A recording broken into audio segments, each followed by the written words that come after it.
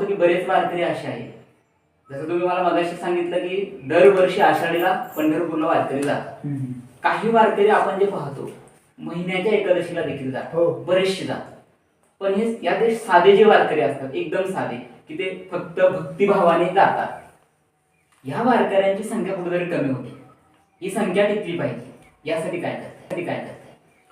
तर याच्याकरता हे जे जुने वारकरी आपण म्हटलो, निश्चितच एक ती संख्या कमी होत चाललेली आहे. आणि जर का ही संख्या जर का येणाऱ्या काळामध्ये पूर्णपणे जर का कमी झाली तर मग मात्र मला असं तरी वाटतं की, असं म्हणणार नाही मी, पण कुठेतरी भवितव्य धोक्यात आल्यासारखं होईल. म्हणून हे जे निष्ठावान वारकरी आहे ना, तर यांचं आचरण आणि यांचं सानिध्य होतकरू वारकऱ्यांनी प्राप्त केलं पाहिजे. म्हणजे उदाहरणार्थ समजा मी वारकरी आहे, तुम्ही वारकरी आहे, तर आपण एखाद्या व्यावसायिक बुद्धीनं किंवा एखाद्या कमर्शियल कीर्तनकाराकडे पाहिल्यापेक्षा मला असं वाटतं की ज्याची खूप निष्ठेची परंपरा आहे, जसं आता तुम्ही म्हणाल की प्रत्येक महिन्याला सुद्धा लोक पायी म्हणा किंवा बसनं पंढरपूरच्या वारीला जातात, म्हणजे वर्षातल्या 12 वारा करतात ते. अशी जी निष्ठावान वारकरी आहे याची संख्या खरोखर बोटावर मोजण्यासारखी आहे. आणि हे लोक लुप्त होत चालले सर, ही परंपरा लुप्त होत चालली.